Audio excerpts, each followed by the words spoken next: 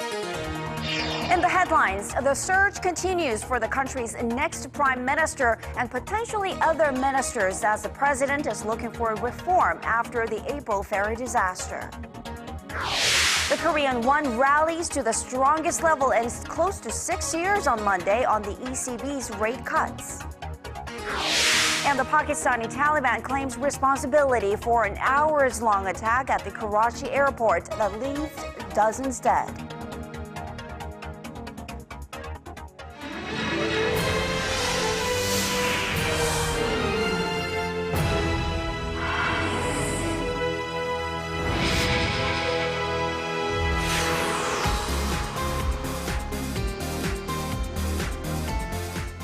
Hello and welcome to Primetime News. I'm Sean Lim. Happy Monday, everyone. Thanks for joining us tonight. I am Kang Tae-ri.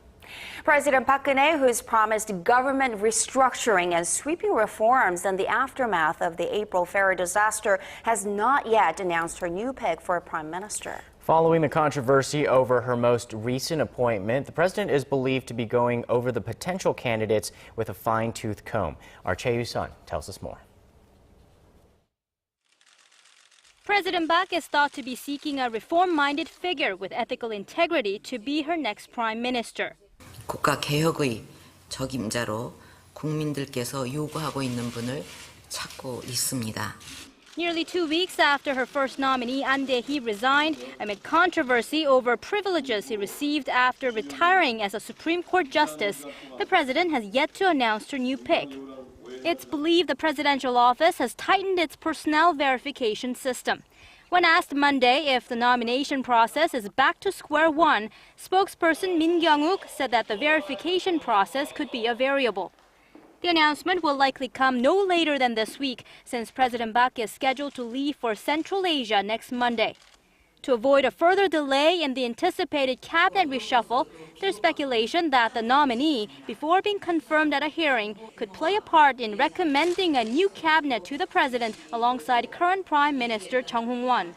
With the replacement of the presidential press secretary over the weekend, a reshuffle within the presidential office may be gaining momentum.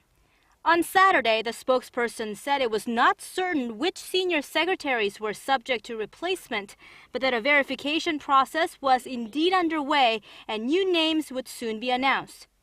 After the departure of one of the president's closest aides and former press secretary Lee Jung-hyun, observers are now focusing on whether Presidential Chief of Staff Kim Ki-chun will also step down.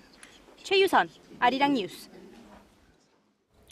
As Yu-sun briefly mentioned just now, President Park Geun-hye will embark on a 6-day trip to Central Asia next week. Her office says that starting from next Monday, President Park will make a state visit to Uzbekistan to talk about the two countries' ongoing natural gas development and thermoelectric plant construction projects.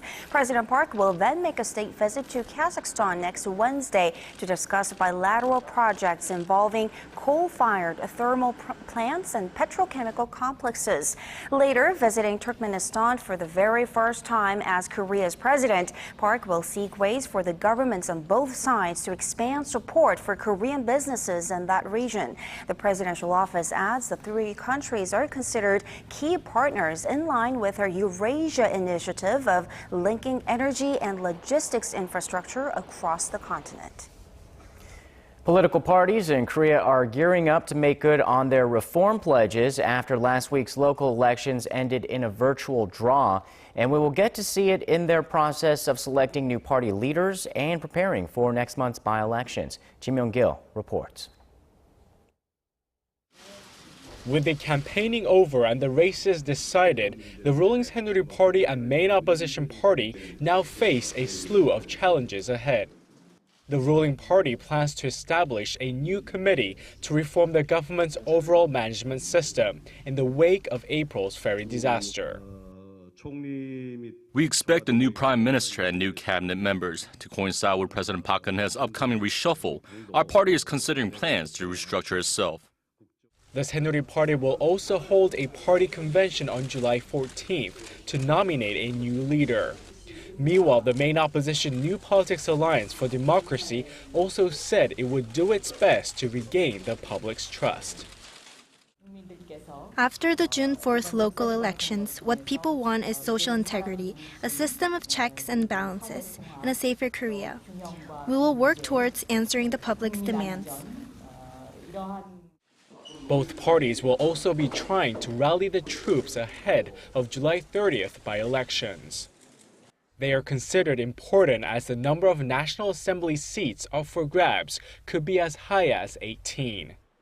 10 former lawmakers gave up their assembly badges to run in local elections, while 2 lawmakers lost seats for violating election laws. Another 8 more seats could be available as lawmakers are awaiting rulings on other charges. Political analysts say the outcome of the by-elections could serve as another barometer of public sentiment on the heels of the local elections. The ruling party currently holds 149 seats in parliament and needs just 1 more seat to resume its majority status at the 300-member National Assembly. 김영규, Arirang News.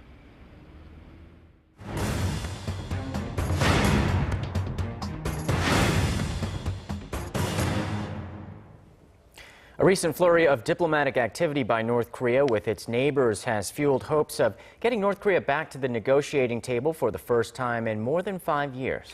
And for more, of course, our Hwang Sung-hee is joining us in the studio. Sung-hee, let's start off with Japan and North Korea deciding to mend ties all of a sudden. What does this mean for the trilateral cooperation between South Korea, Japan, and the United States? Well, for the most part, Japan's individual dialogue with North Korea centers on the issue of Japanese citizens abducted by the North. But Japan has promised to lift some of its sanctions on the regime once a reinvestigation into the abduction issue begins.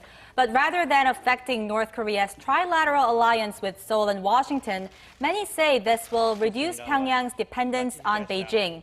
But because Japan hasn't been very transparent about its interactions with North Korea leading up to its agreement, experts say from now on it's important that Tokyo hold behind-the-scenes consultations with Seoul and Washington. And you know how Chinese President Xi Jinping is coming to South Korea pretty soon. So do you think South Korea is going to use that opportunity to ask China to give North Korea a bit of a nudge so that it meets the conditions, or at least shows the gesture of meeting the conditions set by Washington and Seoul? Well, Terry, China certainly has a huge influence on North Korea as North Korea's biggest economic benefactor. Right. 90% of North Korea's trade last year came from China. But when I asked that very question to Joel Witt, former U.S. official and a North Korea expert at Johns Hopkins University in my recent interview with him, he said Beijing's role doesn't stretch as far as we might think. So I think there are limits to how far China will go. And I think we need to take it upon ourselves to figure out how to solve this problem. We can't rely on China. Now, this means South Korea and the United States should take a more proactive role by holding their own talks with North Korea. They should keep China informed, but not act as the middleman anymore. We also have to keep an eye on North Korea's blossoming ties with Russia. Russia has been moving rapidly to cozy up with North Korea in response to the West's sanctions stemming from the Ukraine crisis. And for Pyongyang, the relationship means it can gain leverage over its dependence on China. Now, experts say this opens up another chance for dialogue. Russia and North Korea's mending ties are an appropriate step toward the resumption of dialogue, because Moscow could convince Pyongyang to return to the six-party talks. So the chief nuclear envoys of South Korea and the United States met in Washington last week. Was there any change to their hardline stance against Pyongyang? Not really, Sean. Seoul and Washington reaffirmed that the six-party talks will not happen unless Pyongyang takes practical steps for its denuclearization. This, of course, starts with the freezing of its nuclear development program. Now, some experts are critical the two countries are drifting away from dialogue efforts and focusing entirely on beefing up their defenses against Pyongyang. So even if these talks resume, I understand you went around trying to ask the question whether these six-party frameworks can actually be effective or if it's a time for something new. Well, experts do remain divided on whether the six-party framework has passed its expiry date. In my recent interview with him, Victor Cha of the Center for Strategic and International Studies said the six-party framework is still the most valid form to tackle North Korea's nuclear ambitions, while Professor Joel Witt said a new form of dialogue should also be considered. But the six-party format is also important because it ensures that whatever agreements are made between the U.S. and North Korea are reaffirmed in the six-party context to ensure that, in particular, the North Koreans comply with the agreement. So much time has passed since we've had a real dialogue with North Korea that it may be worthwhile, rather than clinging to the past, that we do a total review of where we are, where we're going, and how do we avoid the consequences of a North Korea with a growing stockpile of nuclear weapons. But of course, most experts do agree that having some form of communication with North Korea is much better than having no communication at all. All right, so the saga continues. Thank you so much, Sung-hee, for that. My pleasure. Kirby's comments came in response to your gateway to the day's biggest stories in Korea and around the world. Breaking news, the hottest interviews, and a whole lot more. Join Arirang Sean Lim and Kang Che-ri from the heart of Seoul. News begins now.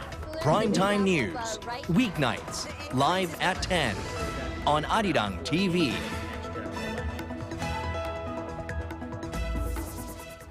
The Korean won rallied to its strongest level in nearly 6 years today. Analysts say the trend comes at a bad time, especially because Korea's exports to major economies like China in particular are already suffering. Our Na Hyun-kyung has more.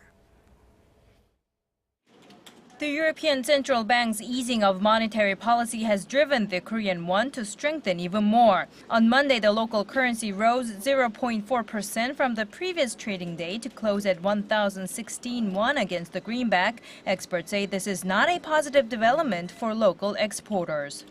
I think that $1 exchange rate has reached its threshold, with the ECB lowering its benchmark interest rate. The euro is likely going to join the weakening currency trend of the Japanese yen and Chinese yuan. Those will bring down the price competitiveness of Korean exporters even further. With the Korean won also hitting its highest level against the yuan in nearly 3 years on Monday, analysts add the strengthening trend will send jitters to Korean exporters, especially because shipments to China are slowing. Korea's exports to China fell by more than 9% in May from a year earlier, and things are not likely to improve if the won continues to rise. As for the possibility of the won strengthening past the psychologically important 1,001 mark before the end of September, analysts in Seoul have mixed opinions. Many are not denying the likelihood, but they also suggest the local currency will weaken in the fourth quarter, given that the U.S. economy is on a path of recovery, which could lead the Federal Reserve to raise its key interest rate and strengthen the dollar. Na Hyun-kyung, Arirang News. Foreign investors are snapping up more and more stocks on the Korean bourse, but they are flocking to one name in particular, which is Samsung Group. And all pointers suggest that this trend may continue for some time. Song Ji-sun tells us why. Samsung Group is attracting foreign investors to the Korean bourse. Over the past 20 trading days, when Korean retail investors were sidelined, foreigners remained net buyers, pushing the benchmark Kospi index up by nearly 3%. Data released by the Korea Exchange on Monday shows a quarter of all shares bought by foreigners over the past month were those of Samsung Group companies. Foreigners now own more than 35% of all listed shares on the main bourse. Corporate analysts attribute the spiking Samsung share price to the group's improving profitability and the need for the children of Samsung Group patriarch Lee Gun-hee to continue speeding up the succession process. Analysts say the rise in Samsung shares accounted for a third of the 3% gain in the Korean market's capitalization in the past month. Samsung Electronics has been the main target of recent purchases by foreigners, who now control more than half of the company. The tech firm now accounts for 18% of the main bourse's total market cap. Foreigners kept buying Samsung shares since Samsung chairman Lee Gun-hee was hospitalized in May following a heart attack. on hopes the group's ongoing reorganization and transfer of the company's control to its 3 children could yield capital gains. In a move widely seen speeding up the succession, Samsung SDS and Samsung Everland recently announced plans for initial public offerings by next March. After their IPOs, Samsung Group affiliates could account for over 30% of the market capitalization of all listed companies. Experts say the bullish foreign buy will continue in the near future, given their preferences to invest in safer companies like Samsung, coupled with expectations Samsung will benefit from the U.S. economic recovery. 송지선, Arirang News. Well, count Moody's among those that think the Korean economy is well on the path to recovery. The International Credit Ratings Agency said Monday that Asia's 4th largest economy will grow by at least 3.5% this year and next on strong exports. Moody's tempered the expectations a bit, though, saying that Korea's heavily indebted public firms and households may have a negative impact on the domestic economy. It added that Korea's aging population could weigh on the longer-term potential growth rate. A Korean nuclear reactor was temporarily shut down on Monday afternoon after a problem was detected in one of its control rods. Korea Hydro and Nuclear Power said Reactor Unit 1 at Hanul Nuclear Power Plant in the southeastern county of Uljin was turned off manually so they could investigate the cause of the malfunction. This is the 4th suspension this year of a nuclear reactor in Korea, which depends on its 23 reactors for about 30% of the country's electricity. Now, if you haven't checked it out just yet, Psy's new single called Hangover came out today. Have you seen it? I have, and it is what you can expect from the worldwide star who puts Korean culture on center stage in his work. The 5-minute music video for Hangover, which hit YouTube earlier today, gives a good idea of how Koreans deal with hangovers. And Snoop Dogg features heavily in this song. In the music video, which was filmed in Korea, we're treated to the duo singing in a karaoke, eating instant noodles and other Korean-style hangover foods at a convenience store. Yes, and actually I interviewed the head of Snoop Dogg's agency last year when he was here in Korea for a concert, and 2NE1, you know them, right? Yeah, that group, 2NE1 also did a joint performance with Snoop Dogg, and he actually said that more of these collaborations are on the way, and I guess this is one of them. Right, and it does show the power of Psy and Gangnam Style because this gangster rapper, as you know, Snoop Dogg, is doing love shots at one point in the video with Psy, and that's truly, I guess you could say, the influence of Korean culture on American rap. Whoever thought that day would ever happen? Exactly, but you know what? Some were actually saying today, some of my friends and our editor, Scott, was actually worried that this could actually hurt Korea's image because this is basically Korean drinking culture 101, and it could make some people think that all Koreans drink like that, but we don't. Right, that's definitely, you can definitely argue that. So we will have to see how Hangover does. Anticipation is quite high since Psy's Gangnam Style is the most watched video on YouTube and has passed 2 billion views.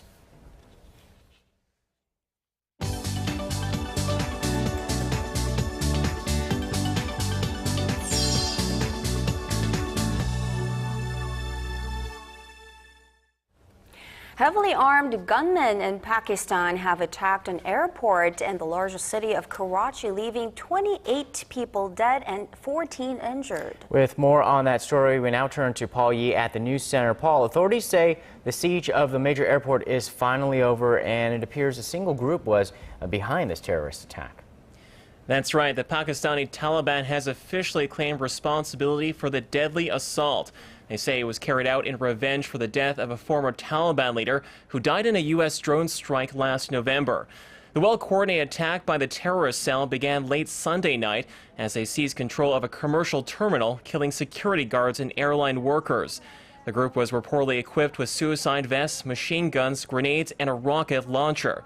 The ensuing battle between the gunmen and government troops lasted for 5 hours and then resumed in the early hours of Monday morning.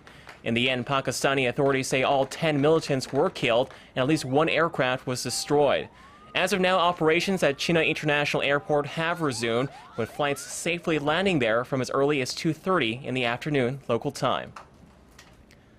And turning now to the United States, a deadly shooting in the city of Las Vegas has left 5 people dead, including 2 police officers. Police say only 2 shooters were involved in the killings, 1 man and 1 woman. However, no further details have yet been released by the authorities.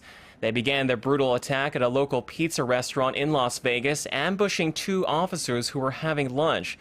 Eyewitnesses said the 2 attackers shouted, "This is a revolution," as they exchanged gunfire with one of the officers, who later died in a hospital.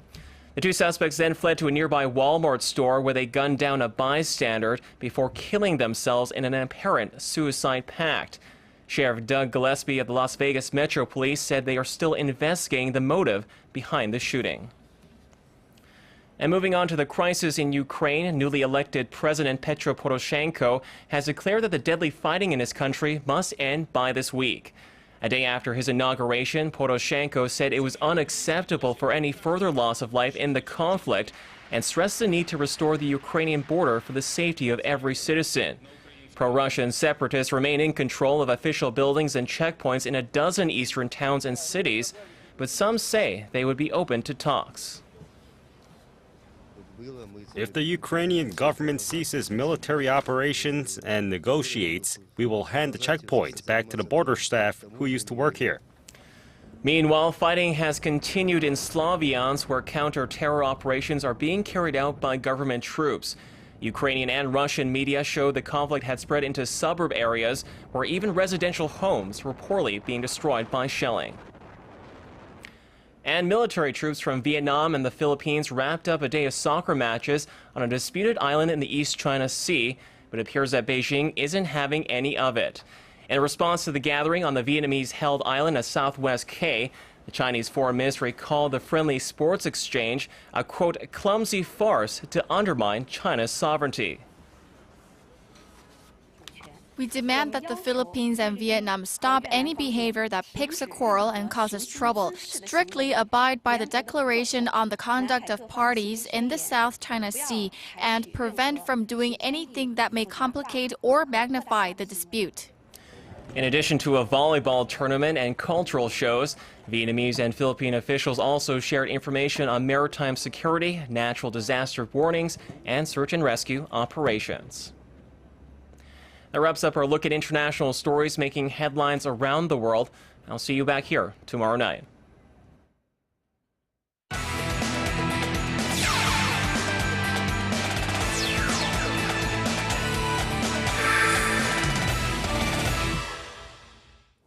Hello and welcome to Primetime Sports. I'm Stephen Che. The countdown to the Brazil World Cup is winding down. And with just 4 days left, South Korea is set to take on Ghana in a friendly match before the big tournament begins.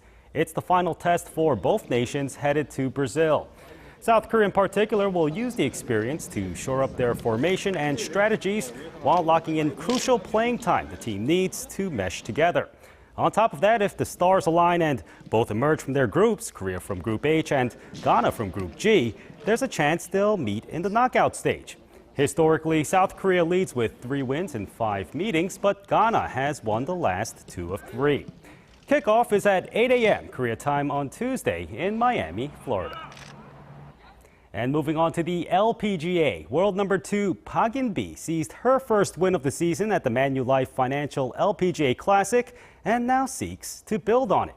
She was on fire in the final round, holding 10 birdies to tie the course record at Grey Silo in Waterloo, Canada. Park is hoping to take that momentum into next week when she defends her title at the U.S. Women's Open. A win there would put her a step closer to retaking the top world ranking she conceded to Stacey Lewis last week. Meanwhile, with the mid-season nearly upon us, voting for this year's KBO All-Star Game opens at 2 p.m. on Tuesday. Baseball fans across the nation will have the chance to cast a ballot for their favorite stars to start for the Eastern and Western League teams. Voting will be available across a number of platforms, including their homepage at www.koreabaseball.com, as well as their mobile application. Meanwhile, the All-Star Game takes place at Gwangju Kia Champions Field on July 18th. And finally to Formula One. Daniel Ricciardo of Red Bull Racing took the checkered flag in a thrilling conclusion at the Canadian Grand Prix for his first win in F1. Meanwhile, Mercedes' Nico Rosberg came in second to extend his lead on the season standings. Well, that's all I have for now. This has been Stephen Che. I'll see you back here later for more from the world of sports.